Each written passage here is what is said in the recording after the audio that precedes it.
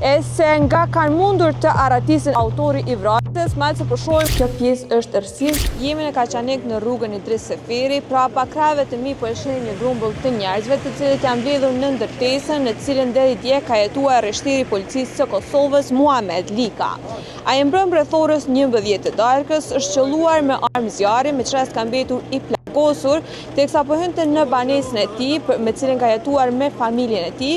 Policia e Kosovës këtu në Kaçanik ka marrë informacion se një person ka mbetur i plagosur, me çrast ata kanë dalë në vendin e ngjarjes së bashku me ekipet mjekësore dhe kanë marrë rreshtirin e policisë që ka ndërguar në qendrën e mjekësisë familjare në Kaçanik, mirë po ai nuk ka arritur të mbijetojë plagëve.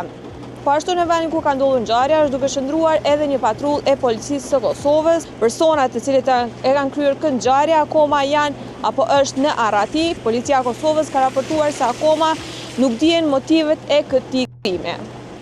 Tash në vendin e ngjarjes erdhi edhe një patrull tjetër e policisë së Kosovës, pra është një numër i zyrtarëve të policisë të cilët po qëndrojnë në vendin e ngjarjes, të cilët janë duke e monitoruar situatën.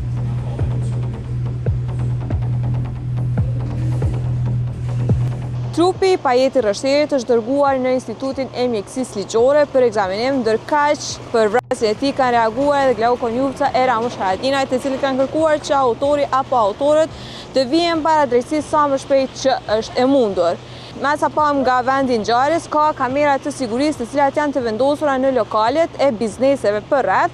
Disa nga ato janë në pjesën në të majtën time, ndërkaq të tjerat janë në anën time të djathtë, e se nga kanë mundur të aratisin autori i vrasjes, me që po shohim janë shumë rrugë në cilat kanë mundur të shkojnë. Për shembull në pjesën përballë hyrjes së ndërtesës është një hapësirë e cila është e hapur në gjitha anët, prej cilave kanë mundur edhe të largohen apo të largohet.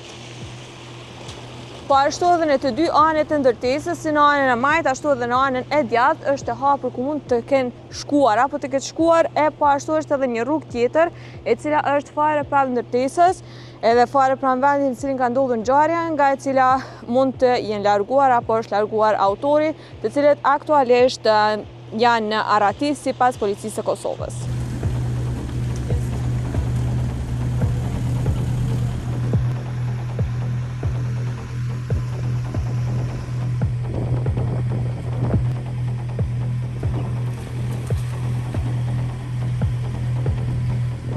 Sipas banorëve të kësaj ndërtese, mbrëmja shkoi për 4 pluhura në drejtim të rreshtirit të policisë. Ata kanë treguar se ngjarja ka ndodhur pikërisht në vendin në cilin po e shihni prapa krave të mi. Njëri nga 4 pluhurat ka rënë edhe në shkallën që po e shihni këtu.